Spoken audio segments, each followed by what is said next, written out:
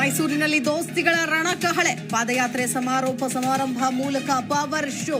CM DCM ಆರೋಪಿಗಳಿಗೆ ತಿರುಗೇಟು fix.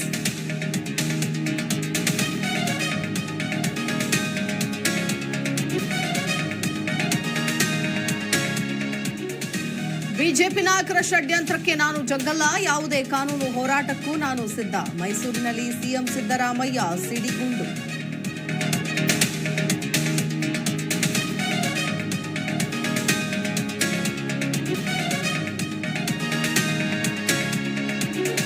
Kamakshipalya ಪೊಲೀಸರಿಂದ ಚಿಕ್ಕಣ್ಣ ವಿಚಾರಣೆ. ದರ್ಶನ್ಗೆ ಕಂಟಕವಾದ ನಟನ ಸ್ಟೇಟ್ಮೆಂಟ್. ಸ್ಟೋನಿ ಬ್ರೋಕ್ ಪಾರ್ಟಿ ಬಗ್ಗೆ 164 ಹೇಳಿಕೆ ದಾಖಲು.